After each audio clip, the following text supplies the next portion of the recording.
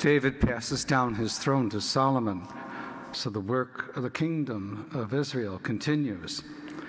Jesus sends the disciples out 2 by 2 to proclaim the good news of the Lord. It's interesting that there's a commissioning going on, and I think it's kind of tied in a bit with the Feast of St. Blaise, which we celebrate today.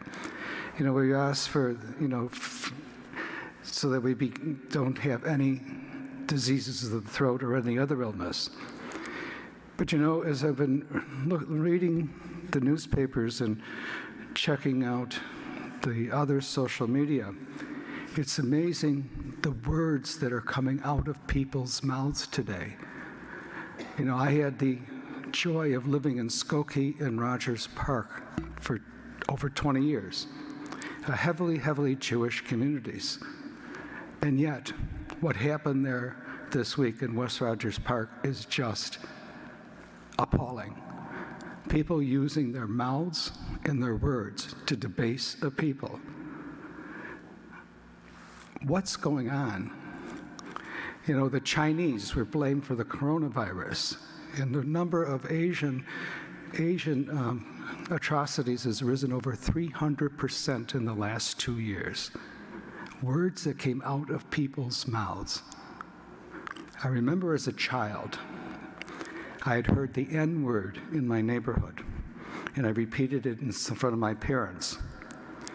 They didn't yell at me, but they told me how evil that word is, and I've never used it again, except when I had to quote somebody. But when we talk about diseases of the throat, what comes out of people's mouths? How are we, as disciples who are called 2 by 2 to spread the good news, going to counteract that? On the Feast of St. Blaise, let our words have meaning. Let them lift up people instead of putting them down. Hello, OLPH. My name is Mary Lynn Januszewski, and I'm the Director of Finance and Operations at Our Lady of Perpetual Help Parish in Glenview, Illinois.